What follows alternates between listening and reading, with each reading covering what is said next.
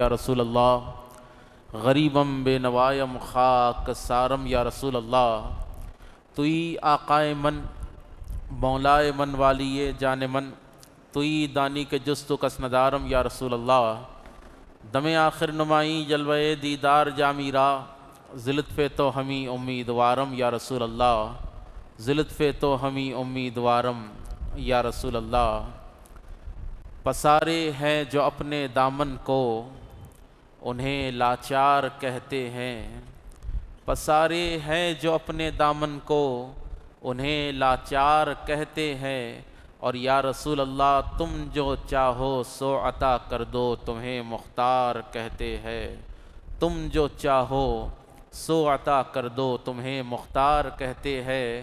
اور بھرتی ہے جہاں پر جھولیاں سبھی تقدیر کے ماروں کی، بھرتی ہے جہاں پر جھولیاں سبھی تقدیر کے ماروں کی، زمانے والے اس در کو تیرا دربار کہتے ہیں، زمانے والے اس در کو تیرا دربار کہتے ہیں۔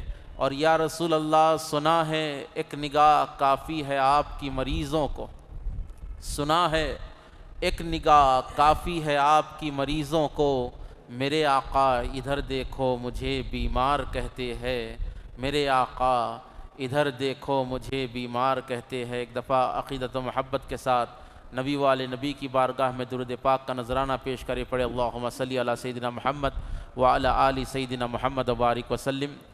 اللہ رب العزت کا بے انتہا فضل ہے، احسان ہے کہ اس نے ہمیں پھر ایک بار اپنے دربار کی حاضری عطا فرمائی ہے۔ اللہ تعالی ہم کو امت محمدیہ میں پیدا کیا، اور ہم جو عبادات کر رہے ہیں، جو تقویٰ کر رہے ہیں، جو نمازیں پڑھ رہے ہیں، یہ اطاعت رسول ہے۔ سرکار دو عالم علیہ السلام کی اطاعت میں ہم یہ اعمال کر رہے ہیں۔ اللہ تعالیٰ قرآن مقدس میں ارشاد فرماتا ہے، اطیعوا اللہ و اطیعوا الرسول، اللہ کی اطاعت کرو اور اللہ کے رسول کی اطاعت کرو۔ اللہ کی اطاعت اور اللہ کے رسول کی اطاعت، جو رسول کی اطاعت کیا گویا وہ اللہ کی اطاعت کیا، جو رسول کے قول کو مانا گویا اس نے اللہ کے حکم کو مانا۔ اللہ تعالیٰ قرآن مقدس میں ارشاد فرماتا ہے، وَمَن يُطِعِ الرَّسُولَ فَقَدْ أَطَاعَ اللَّهَ، جو رسول اللہ کی اطاعت کرتا ہے، فرما برداری کرتا ہے، در حقیقت وہ اللہ تعالیٰ کی فرما برداری کرتا ہے۔ اب جس کی اطاعت کو اللہ نے ہم پر لازم فرمایا ہے، جس کی غلامی کو اللہ رب العزت نے لازم فرمایا ہے، اللہ تعالیٰ ارشاد فرماتا ہے، قُلْ إِن كُنتُمْ تُحِبُّونَ اللَّهَ فَاتَّبِعُونِي يُحْبِبْكُمُ اللَّهُ۔ اللہ تعالیٰ فرماتا ہے کہ اگر تم اس دعوے میں سچے ہو کہ اللہ سے محبت کرتے ہو، اللہ تعالیٰ نے اپنے حبیب کو فرمایا، حبیب آپ ان سے پوچھیے، آپ ان کو فرمائیے کہ تم اللہ تعالیٰ کی محبت کا دعویٰ کر رہے ہو، اللہ تعالیٰ کی محبت کا، اس کی اطاعت کا دعویٰ کر رہے ہو، اس کی اطاعت کا دعویٰ کب قبول ہوگا؟ فاتبعونی، اگر تم جو ہے اللہ تعالیٰ سے محبت کا دعویٰ کر رہے ہو تو یہ دعویٰ جب قبول ہوگا جب تم رسول اللہ کی غلامی کرو گے، جب سرکار دو عالم علیہ السلام کی غلامی کرو گے۔ اب توجہ فرمائیے گا، اللہ رب العزت نے جس کو سید الانبیاء بنا کر بھیجا، اللہ رب العزت نے جس کو سید المرسلین بنا کر بھیجا، وہ ذات کتنی عظمت والی ذات ہوگی، کتنی عظمت والی وہ ذات ہوگی۔ اللہ کے حبیب صلی اللہ علیہ وآلہ وسلم کی حقیقت جو ہے نور ہے، اور ظاہری طور پر آپ بشر ہے۔ بولیے، سرکار کا باطن نور ہے، ظاہر بشر ہے، باطن نور ہے، ظاہر بشر ہے۔ اب چند لوگوں کا خیال ہے، چند لوگوں کا یہ عقیدہ بن چکا ہے کہ نعوذ باللہ نبی ہماری طرح بشر ہے۔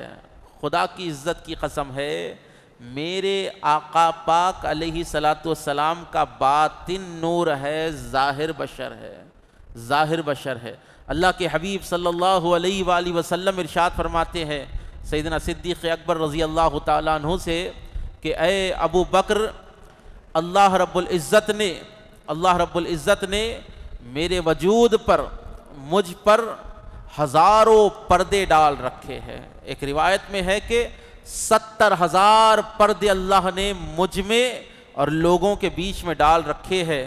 کوئی میری حقیقت کو نہیں سمجھ سکتا سوائے اللہ تعالیٰ کے، سوائے اللہ تعالیٰ کے۔ اور ایک روایت میں آتا ہے کہ اللہ کے نبی نے ارشاد فرمایا، میرے اور تمہارے درمیان 70,000 پردے ہیں، ایک پردہ بھی اگر میں ہٹا دوں تو میرے نور کی تپش سے زمین و آسمان جل کر خاک ہو جائیں۔ وہ ذات حبیب کبریا نبی کریم صلی اللہ علیہ وآلہ وسلم جس کو اللہ رب العزت نے اپنا حبیب بنایا، مقام محمود عطا فرمایا، ان کی شان کیا ہے؟ ساری خلقتوں میں نبی تو دور کی بات ہے، نبی کے قدموں کے دھول کی برابر کوئی چیز نہیں ہے۔ اللہ کے نبی علیہ الصلوۃ والسلام ارشاد فرماتے ہیں، میرے حجرے اور ممبر کے درمیان جو جگہ ہے جس پر میں چلتا ہوں وہ جنت کے باغوں میں سے ایک باغ ہے۔ مسلمانوں تھوڑا سا توجہ فرمائیے، حضور کے حجرے اور ممبر کے درمیان جہاں میرے آقا کے قدم پڑ رہے ہیں وہ جنت کا باغ ہے۔ اب یہاں پر پوری امت کا اجماع ہے، ریاض الجنہ آپ جاتے ہیں، دیکھتے ہیں 2 رکعت نماز پڑھنے کے لیے آپ گھنٹوں کھڑے ہو جاتے ہیں، کس لیے؟ وہ جنت کا باغ ہے۔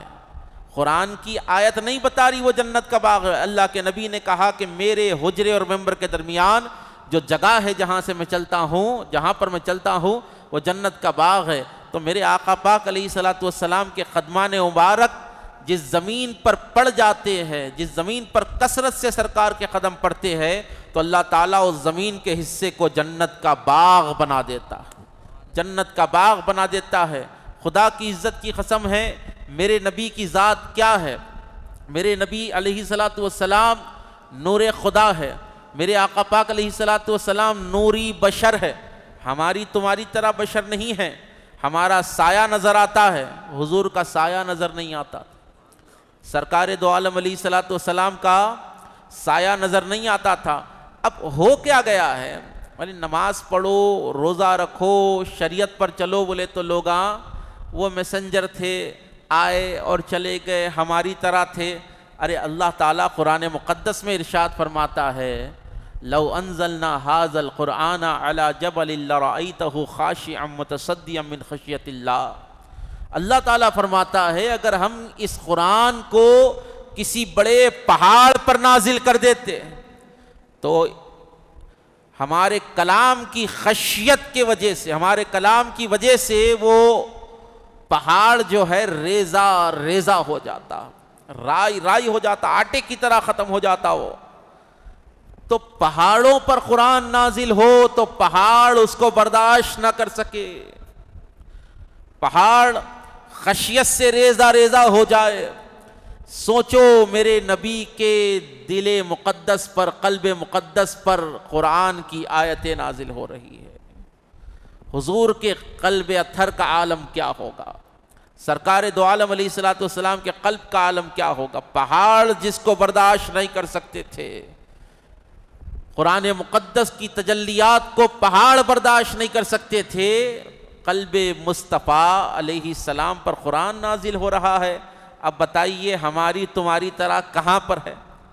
ہماری تمہاری طرح کہاں پر ہے؟ بڑے بڑے پہاڑ قرآن کو برداشت نہیں کر سکے، بڑے بڑے پہاڑ جو ہے قرآن کی خشیت سے ریزہ ہو جاتے ہیں۔ اللہ کے نبی علیہ الصلوۃ والسلام کا کمال یہ ہے کہ حضور پر آیتیں نازل ہو رہی ہے، سرکار دو عالم علیہ السلام پر آیتیں نازل ہو رہی ہے، حضور سید عالم علیہ الصلوۃ والسلام۔ اب آپ دیکھیں آج لوگ بولتے کہ ہماری طرح جو ہے وہ انہیں ہاتھ تھے، پیر تھے، بازاروں میں چلتے تھے، خود پکاتے تھے، خود کھاتے تھے۔ یہ تو میرے آقا پاک علیہ السلام نے امت کو تعلیم فرمائی ہے، حضور نے خود کے برتن دھوئے ہیں، خود کے کپڑے دھوئے ہیں، امت کو یہ میرے آقا نے تعلیم دی ہے کہ تم کس مقام پر بھی پہنچ جاؤ اپنا کام خود کر لیا کرو، دوسروں کے بھروسے پر نہ رہو، اپنا کام خود کر لیا کرو۔ اور میرے آقا پاک علیہ الصلوۃ والسلام کی شان اقدس میں آپ کو کیا بتاؤں، سرکار جہاں جہاں پر گزرتے، جہاں جہاں سے گزرتے، بادل آپ پر سایہ فگن ہو جاتا، بادل آپ پر سایہ فگن ہو جاتا۔ یہ کمالات میرے آقا پاک علیہ الصلوۃ والسلام کہ اللہ تعالیٰ نے قرآن مقدس میں ارشاد فرمایا انا اعطیناک الکوثر، ہم نے آپ کو کوثر عطا فرمایا، کثرت عطا فرمائی ہے، ہم نے آپ کو ساری خلقتوں میں سب سے زیادہ حسین و جمیل بنایا ہے، ہم نے آپ کو سب سے زیادہ معجزے عطا فرمائے ہیں۔ آپ انبیاء کے معجزات دیکھ لیں، آپ اللہ نے کسی کو 2 معجزے دیے، کسی کو 3 دیے، کسی کو 9 دیے، لیکن میرے اور آپ کے نبی کی شان آپ دیکھیں، حضور چلے تو معجزہ ہو گیا، حضور مسکرائے تو معجزہ ہو گیا، حضور کی زندگی کا لمحہ لمحہ معجزہ ہو گیا، حضور کا دنیا میں آنا معجزہ ہو گیا، حضور کا دنیا سے جانا اور قبر کے اندر اپنی امت کے لیے استغفار کرنا، یہ بھی ایک بہت بڑا معجزہ ہو گیا، یہ بھی ایک بہت بڑا معجزہ ہو گیا۔ کیونکہ پچھلے امتوں کے بارے میں آپ پڑھیں، امتوں نے جب نبیوں کی نافرمانی کی تو نبیوں نے بد دعا کر دی، نبیوں نے بد دعا دی کہ یا اللہ ان کو ہلاک کر دے، اس قوم کو تباہ کر دے، لیکن قربان جائیے رحمت للعالمین کے یہ وہ نبی ہے جو ساری زندگی تہجد کی نماز میں ساری رات قیام اللیل کرتے، ساری رات اپنی امت کے لیے اللہ کی بارگاہ میں بخشش طلب فرماتے تھے۔ سرکار کے قدمان مبارک پر ورم آ جاتا، ایڑیاں سوج جاتی، حضور کے قدم مبارک سوج جاتے، سرکار علیہ الصلوۃ والسلام اللہ کو راضی کرتے، کس لیے؟ ہم گناہگاروں کی بخشش کے لیے۔ اور جب مولا کائنات سیدنا علی شیر خدا اللہ کے نبی علیہ الصلوۃ والسلام کو قبر مبارک میں اتار رہے ہیں، دیکھا کہ حضور کی لب مبارک ہل رہے ہیں، ہونٹ ہل رہے ہیں، مولا علی شیر خدا نے کان لگا کر سنا کہ حضور کیا ارشاد فرما رہے ہیں۔ قبر مبارک میں بھی حضور یہی آواز لگا رہے ہیں، اللہم ربی حبلی امتی، مولا میری امت کو بخش دے، مولا میری امت کو بخش دے، مولا میری امت کو بخش دے۔ دیکھیے اتنا عظیم الشان نبی اللہ نے ہم کو عطا فرمایا ہے، ہمارا کام ہے کہ حضور کی اتباع کرے، حضور کی اطاعت کرے، حضور کی غلامی کرے، یہ نہیں کہ وہ ہماری طرح بشر تھے، وہ فلاں تھے، وہ فلاں تھے، آیت لا کے بار بار پیش کرتے۔ دیکھو قرآن ہی بول رہا، قل انما انا بشر مثلکم، گلی گلی پھر کے یہ آیت سناتے رہتے ہیں، قل انما انا بشر، اے نبی آپ بول دی، آپ کہہ دیجئے کہ میں تمہاری طرح بشر ہوں، آپ کہہ دیجئے میں تمہاری طرح بشر ہوں۔ خدا کی عزت کی قسم ہے، آپ تاریخ کے اوراق کو اٹھا کر پڑھیں، حضرت عیسیٰ علیہ السلام نے اندھوں کے ماتھے پر، اندھوں کی آنکھوں پر ہاتھ پھیرا، بینائی آ گئی، قم باذن اللہ کہہ کر مردے جلائے، مردے زندہ ہو گئے، برسیوں کو، جزامیوں کو شفا آپ نے دی، قوم نے کمالات دیکھے عیسیٰ کے تو خدا کا بیٹا بنا دیا۔ حضرت موسیٰ علیہ السلام نے پتھر پر عصا مارا، 12 چشمے نکل گئے، بازو میں ہاتھ ڈالا نکالا تو چاند سے زیادہ روشن ہو گیا، جی دریائے نیل پر عصا مارا تو بیچ سے راستہ بن گیا۔ موسیٰ علیہ السلام کے کمالات قوم نے جب دیکھا، موسیٰ کی قوم نے جب ان کے کمالات کو دیکھا تو موسیٰ کو خدا بنا دیا، موسیٰ کو خدا مان لیا۔ حضرت عزیر علیہ السلام 100 سال تک سوئے، پھر اٹھے، 100 سال سو کر اٹھ کے آئے تو عزیر علیہ السلام کو قوم نے خدا بنا دیا۔ اب یہاں پر توجہ فرمائیے، آپ توجہ فرمائیے، میرے آقا سید عالم علیہ السلام نے انگلی کے اشارے سے چاند کے ٹکڑے فرما دیے، میرے آقا پاک علیہ السلام نے انگلی کے اشارے سے سورج، ڈوبے ہوئے سورج کو پلٹا دیا، حضور نبی کریم علیہ السلام نے مردوں میں جان ڈال دی، میرے آقا پاک علیہ السلام نے جس کو ٹھوکر ماری اللہ نے اس کو زندگی عطا فرما دی۔ یہ معجزات، یہ کمالات کہیں قوم حضرت موسیٰ کی قوم کی طرح حضور کو نہ خدا کہہ دے، حضرت عیسیٰ کی قوم کی طرح حضور کو نہ خدا کہہ دے۔ اس لیے فرمایا حبیب آپ فرما دیجئے انما انا بشر مثلکم، کہ دکھنے میں تمہاری طرح بشر ہوں، تاکہ لوگ اللہ کے نبی علیہ السلام کو ربوبیت تک نہ لے جائے، تاکہ لوگ حضور علیہ السلام کو خدائی کے منصب تک نہ لے جائے۔ اور دیکھیے آپ یہاں پر اللہ نے نہیں کہا آپ بشر ہیں، بلکہ کہا کہ آپ فرما دیجئے، اے حبیب آپ قل، آپ فرما دیجئے، آپ فرما دیجئے، کیونکہ اللہ کے نزدیک حبیب علیہ السلام کیا ہے؟ ہماری تمہاری طرح نہیں ہے۔ حضور کے صدقے میں اللہ نے ساری کائنات کو پیدا فرمایا ہے، سرکار کے وسیلے سے اللہ رب العزت نے تمام انبیاء کو نبوت عطا فرمائی ہے، حضور کے وسیلے سے اللہ رب العزت نے ساری کائنات کے نظام کو پیدا فرمایا ہے۔ عرض کرنے کا مقصد یہ ہے کہ اللہ کے نبی صلی اللہ علیہ وآلہ وسلم ہماری تمہاری طرح بشر نہیں تھے، یہ سید البشر ہے، سید البشر ہے، افضل البشر ہے، نوری بشر ہے۔ اور کیسے نوری بشر ہے؟ آپ آسمان پر جاتے، عرش پر جاتے ہیں تو آپ کی نالین کے بوسوں کے لیے عرش تڑپتا ہے، عرش تڑپتا ہے۔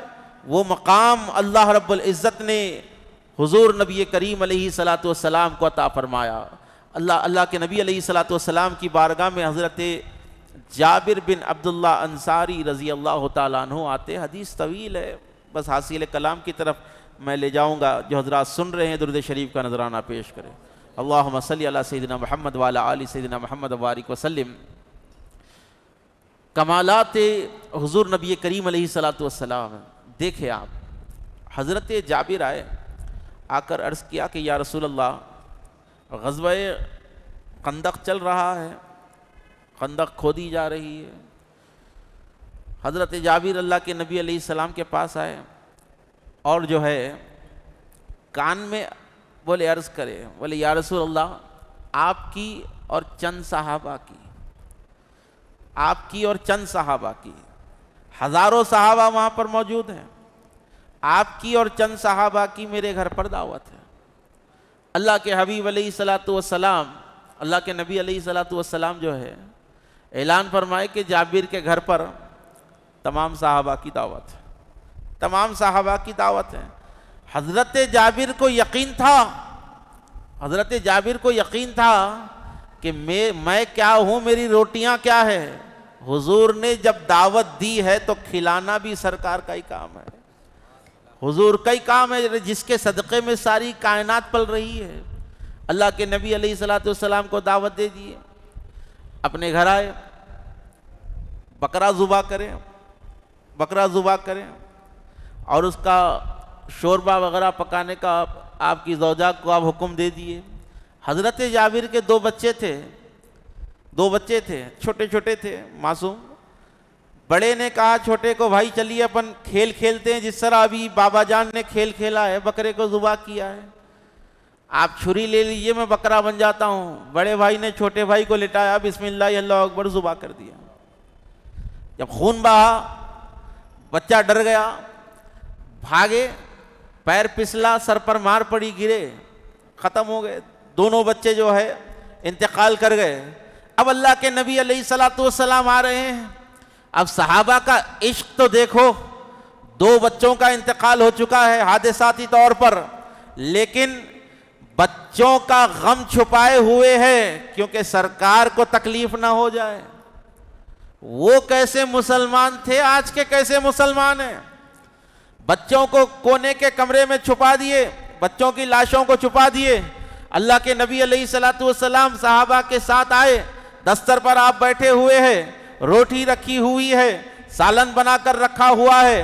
اب یہ نبی غیب داں ہیں، قیامت سے پہلے کیا کیا ہونے والا ہے میرے آقا ارشاد فرما رہے ہیں۔ قیامت سے پہلے کیا کیا ہونے والا ہے میرے آقا، ہر چیز حضور نے ارشاد فرمایا۔ لوہا لوہے پر چلے گا، لوہا لوہے پر چلے گا۔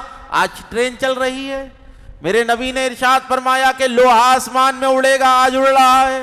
میرے نبی نے ارشاد فرمایا کہ ننگے بدن اور ننگے پیر والے بڑی بڑی عمارتیں بنائیں گے. آج دیکھ لو اڈانی کو دیکھ لو, امبانی کو دیکھ لو, یہ ننگے پیر گھومنے والے بڑی بڑی عمارتیں بنا رہے ہیں, بڑی بڑی عمارتیں بنا رہے ہیں. اور اللہ کے نبی نے ارشاد فرمایا کہ قیامت کے عنقریب جاہلوں کو سردار بنایا جائے گا. ہر پارٹی کے لیڈر کو دیکھو انگوٹھا چھاپ ہے, اللہ ماشاءاللہ انگوٹھا چھاپ ہے. بولے کیا ہے ڈگری آپ کی؟ وہ تو انگوٹھا ہے. جو جتنا بڑا انگوٹھا اتنا بڑا لیڈر. اور ہر جگہ آپ دیکھ لیجئے, کون سی بھی تنظیم ہو, کچھ ہو, کیا ہو, ہر جگہ انگوٹھا چھاپ صدر ہوتا. مسئلہ یہ ہے, اللہ کے نبی نے ارشاد فرمایا کہ قیامت کی علامت یہ ہے کہ جاہلوں کو سردار بنایا جائے گا. میرے نبی نے پہلے ارشاد فرما دیا تھا, اللہ کے نبی نے ارشاد فرمایا کہ زنا عام ہو جائے گا. زنا عام ہو گیا, نکاح مشکل ہو گیا. عرض کرنے کا مقصد نبی یہ غیب دا حضرت جابر کے گھر میں بیٹھے ہوئے ہیں.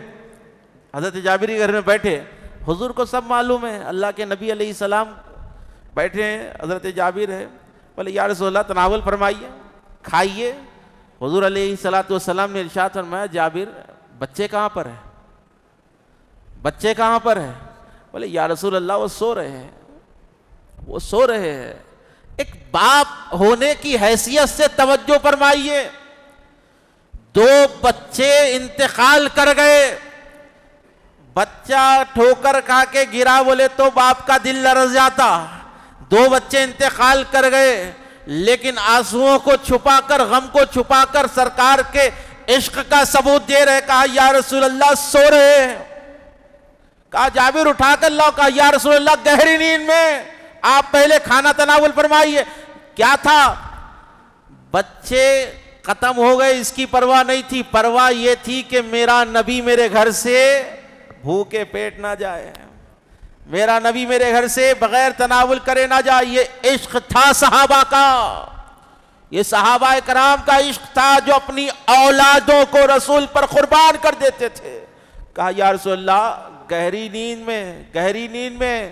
کہا جابر میں جب تک لقمہ اپنے حلق میں نہیں ڈالوں گا جب تک تیرے بچے اس دستر پر نہ آ جائے, جب تک تیرے بچے اس دستر پر نہ آ جائے. یا رسول اللہ نہیں آ سکتے, گہری نیند میں ہے.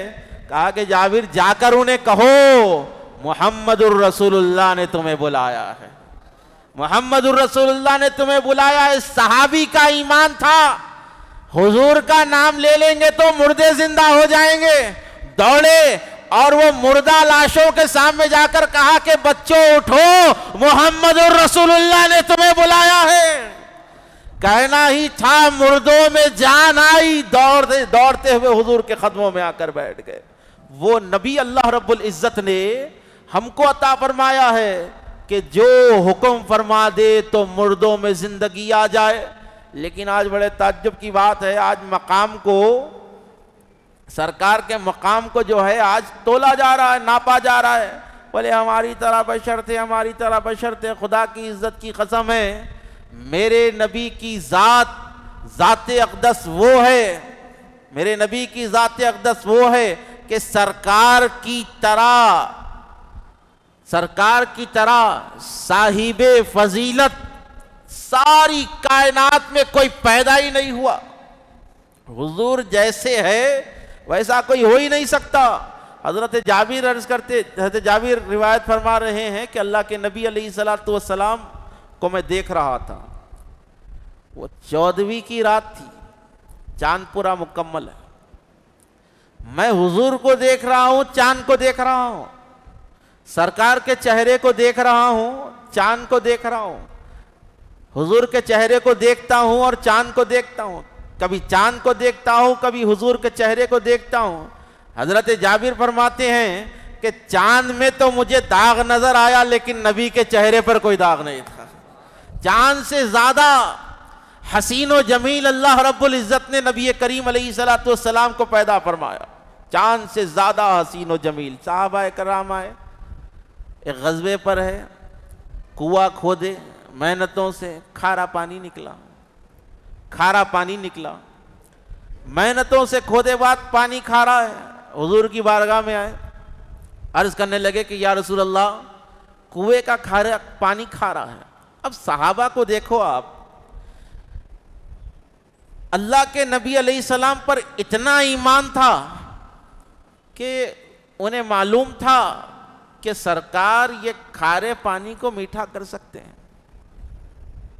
کھارے پانی کو میٹھا کر سکتے ہیں۔ بولے یا رسول اللہ پانی کھارا ہے۔ اللہ کے نبی علیہ السلام نے اپنا لعاب دہن تھوک مبارک اس کنویں میں ڈالا، صحابہ فرماتے ہیں کہ وہ پانی جو ہے میٹھا ہو گیا، وہ پانی میٹھا ہو گیا۔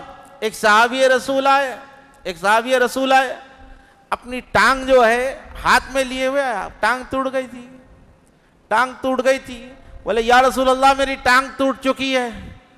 اللہ کے نبی نے یہ نہیں کہا کہ کسی ڈاکٹر کے پاس جاؤ، حکیم کے پاس جاؤ، جا کر علاج کراؤ، حضور نبی کریم نے اپنا لعاب دہن لگایا، ٹانگ کو لگا دیا۔ یہ لعاب دہن کی برکت ہے۔ آپ کا ہمارا تھوک کیا ہے؟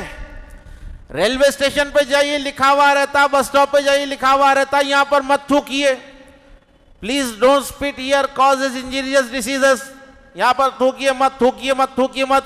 آپ کا میرا تھوک کسی بڑے مولوی کا، مولانا کا تھوک بیکٹیریا پھیلاتا، ملیریا ہوتا، ڈینگو ہوتا۔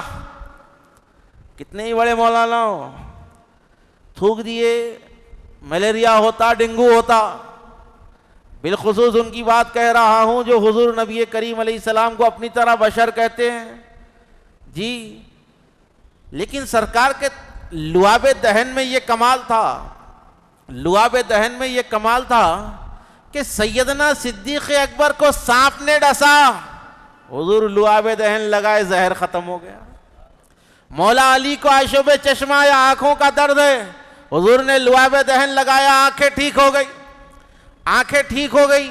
عرض کرنے کا مقصد یہ ہے کہ سرکار کے لعاب دہن کے برکتوں کا یہ عالم ہے کہ اگر 4 آدمی کے آٹے میں حضور کا لعاب دہن ڈال کر آٹا گوندھ کر روٹیاں پکائی جائے تو 4 آدمی کے آٹے میں 1400 صحابہ کھا لیتے ہیں۔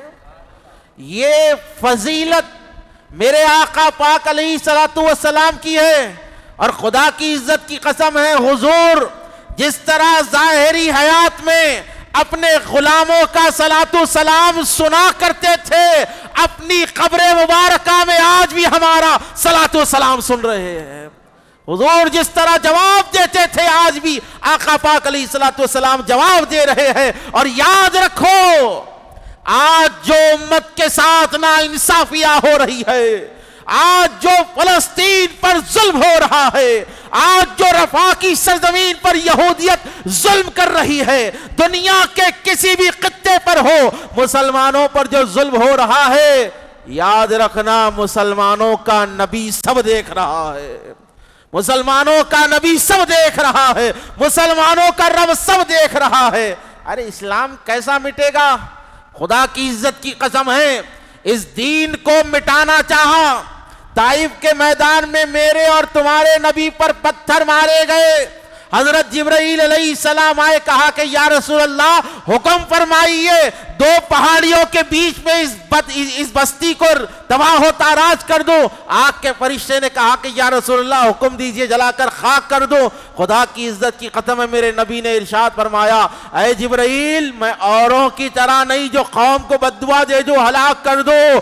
جبرائیل آج جن ہاتھوں میں پتھر ہے کل انہی ہاتھوں میں اسلام کے پرچموں کو دیکھ رہا ہوں، کل انہی ہاتھوں میں اسلام کے پرچموں کو دیکھ رہا ہوں۔ تو اسلام کو تم جتنا مٹانا چاہو گے اسلام اتنا ہی پھیلے گا۔ فرانس کی سرزمین پر برقعے کو بین کیا گیا، 50 سال پہلے برقعے جلائے گئے، فرانس کی سرزمین پر جو ہے مسجدوں کو تالے ڈالے گئے، لیکن آج فرانس جیسے ملک میں اسلام پھیل رہا ہے۔ امریکہ کے اندر جو ہے مسلمانوں کو ٹیررسٹ ثابت کیا گیا، مسلمانوں پر جو ہے مسلمانوں کے اوپر جو ہے تہمتیں لگائی گئی تاکہ اسلام ختم ہو جائے، اسلام بڑھنا رک جائے، لیکن سب سے زیادہ اسلام آج یو ایس اے کی سرزمین پر پھل رہا ہے، پھول رہا ہے۔ خدا کی عزت کی قسم ہے اب یہ لوگ کیا جانے، ہم دو ہمارے 12 کتے، بولے ہندوستان کی 150 کروڑ کی پاپولیشن میں مسلمان 20-25 کروڑ ہے، وہ 120 کروڑ کے 6, 7, 8, 9, 10, 12, 15 نہیں دکھ رہے، 20 کروڑ مسلمانوں کے 12 دکھ کے آ رہے. بولے ہم دو ہمارے 12. قرآن کی آیتوں کو جو ہے اس کا غلط ترجمہ کیا جا رہا ہے، اس کا کانسیپٹ غلط بتایا جا رہا ہے، احادیث نبویہ کو توڑ مڑوڑ کر پیش کیا جا رہا ہے. ارے جب کام جو ہے زمینی لیول پہ نہیں ہوا تو فلموں کے ذریعے اسلام کو بدنام کر رہے ہیں. یہ تمہارے 12 سے ان کو کچھ مسئلہ نہیں ہے، یہ تمہارے 12 کے کندھوں پر ہتھیار رکھ کر اسلام پر نشانہ سادھ رہے. خدا کی عزت کی قسم ہے، یہ اسلام جو ہے یہ فلموں کے ذریعے آپ اسلام کو نہیں روک سکتے. ہم دو ہمارے 12 ایسی ہزاروں پکچریں نکال لیجئے.